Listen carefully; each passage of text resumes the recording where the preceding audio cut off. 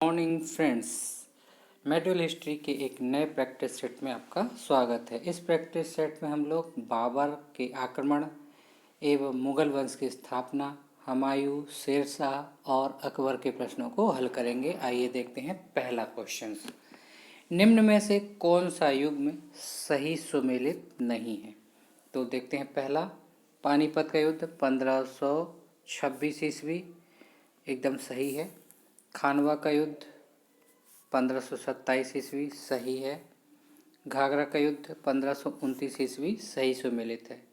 अब आपको बचता है चंदेरी का युद्ध 1530 ईस्वी, यह सुमेलित नहीं है। आपका उत्तर हो जाएगा ऑप्शन डी, क्योंकि चंदेरी का युद्ध 1528 में मुगलों और राजपूतों के बीच लड़ा गया था। क्वेश्चन नंबर 2 देखते हैं। निम्नलिखित में से किस युद्ध में एक पक्ष द्वारा प्रथम बार तोपों का उपयोग किया गया था? आपके ऑप्शन है पानीपत का प्रथम युद्ध, खानवा का युद्ध, प्लासी का युद्ध, पानीपत का तृतीय युद्ध।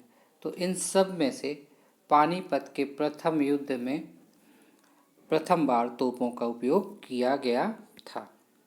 क्वेश्चन नंबर 3, बाबर ने सर्वप्रथम पादशाह की पदवी धारण की थी? फरगना में, काबुल में, दिल्ली में, समरकंद में। तो बाबर ने जो पादशाह की पदवी धारण की थी वो काबुल में धारण की थी। आपको उत्तर हो जाएगा ऑप्शन बी।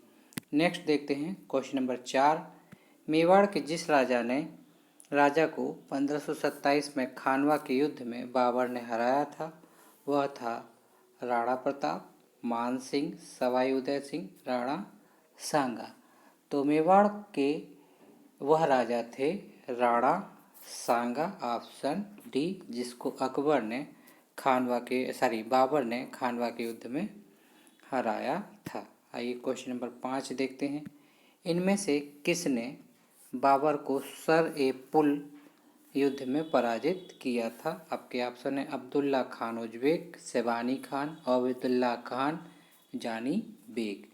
तो इन सब में से आपका ऑप्शन बी सही हो जाएगा, यानी कि शेबानी खान ने बाबर को सर पुल के युद्ध में पराजित किया था। क्वेश्चन नंबर 6, गुलबदन बेगम पुत्री थी बाबर की, हुमायूं की, शाहजहां की, औरंगजेब की? तो गुलबदन बेगम जो है बाबर की पुत्री थी।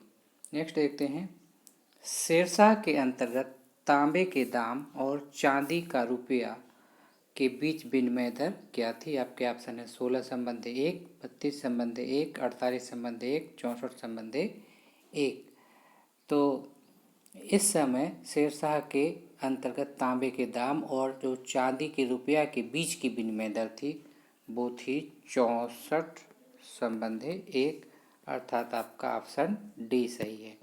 नेक्स्ट देखते हैं क्वेश्चन नंबर 8, किस मध्यकालीन भारतीय शासक ने पट्टा एवं कबूलियत की व्यवस्था प्रारंभ की? तो आपके ऑप्शन है अलाउद्दीन खिलजी, मोहम्मद बिन तुगलक, शेर शाह, अकबर। तो इन सब में से शेर शाह ने पट्टा एवं कबूलियत की व्यवस्था प्रारंभ की थी। आपका ऑप्शन सी सही हो जाएगा। नेक्स्ट देखते हैं क्वेश्चन नंबर 9, शेर शाह की मृत्यु कहाँ पर हुई थी? आगरा में, कालिंजर में, रोहतास में, सासाराम में? तो जो शेर शाह की मृत्यु हुई थी वो बी, कालिंजर में हुई थी। आइए अगला देखते हैं क्वेश्चन नंबर 10, निम्नलिखित मध्ययुगीन शासकों में से कौन एक उच्च शिक्षित था? आपके ऑप्शन है बलबन, अलाउद्दीन खिलजी, इब्राहिम लोदी, शेर शाह। तो इन सब में से शेर शाह एक उच्च शिक्षित व्यक्ति था। आपका उत्तर हो जाएगा ऑप्शन डी। नेक्स्ट देखते हैं क्वेश्चन नंबर 11, मात्र एक मुट्ठी बाजरे के चक्कर में मैंने अपना साम्राज्य खो दिया होता, इस कथन को आप किस मध्यकालीन शासक से संबद्ध करेंगे? आपके ऑप्शन है अलाउद्दीन खिलजी, मोहम्मद तुगलक, शेर शाह, औरंगजेब। तो इस कथन को हम शेर शाह से संबद्ध करेंगे, ऑप्शन सी। क्वेश्चन नंबर 12, निम्न नामों में से उसे चिन्हित करिए जो हुमायूं के भाइयों में से किसी का नाम नहीं था। आपके ऑप्शन है कामरान, उस्मान, अस्करी, हिंदाल। तो इन सब में से आपका ऑप्शन बी सही हो जाएगा। उस्मान जो है हुमायूं के भाई का नाम नहीं था। अगला क्वेश्चन देखते हैं, क्वेश्चन नंबर 13। अकबर के शासनकाल की निम्नलिखित घटनाओं को तिथि क्रमानुसार व्यवस्थित कीजिए। आपके ऑप्शन है जजिया की समाप्ति, इबादत खाना निर्माण, मजहर पर हस्ताक्षर, दीन इलाही धर्म की स्थापना। तो यहाँ पर आपका सबसे पहले आपका जजिया कर की समाप्ति हो जाएगी, फिर दूसरे नंबर पर आपका इबादत खाना हो जाएगा, तीसरे नंबर पर आपका मजहर पर हस्ताक्षर और चौथे नंबर पर आपका हो जाएगा दीन इलाही। तो इस प्रकार से आपका ऑप्शन सही हो जाएगा, ऑप्शन ए क्रमशः 1 2 3 4। आइए आगे बढ़ते हैं, क्वेश्चन नंबर 14 देखते हैं।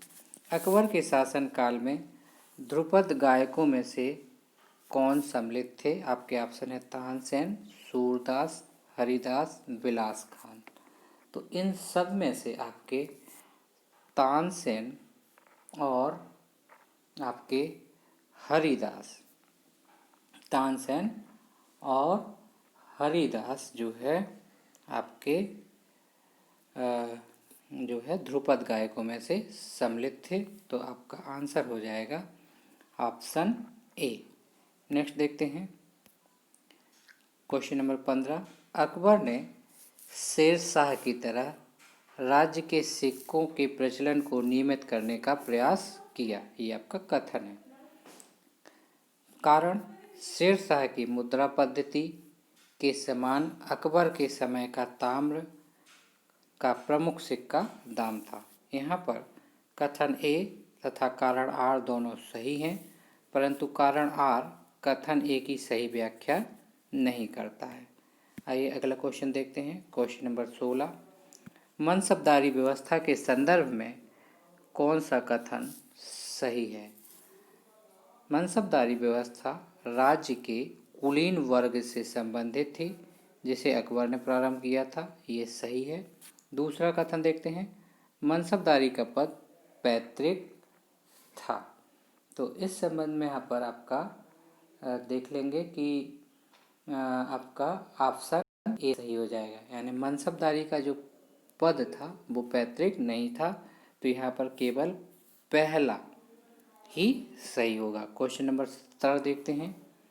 निम्न कथनों पर विचार करिए और उत्तर दीजिए।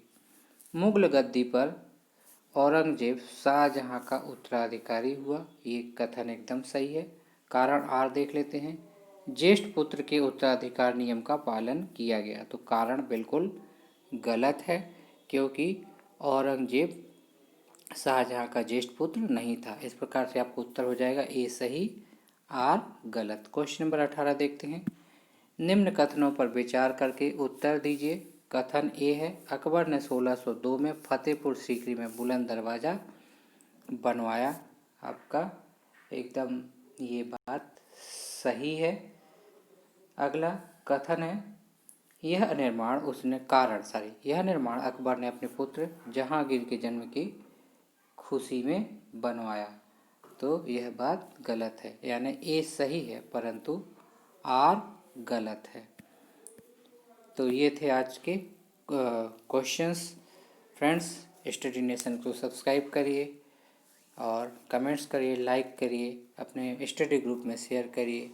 Thanks for watching Study Nation. Good bye.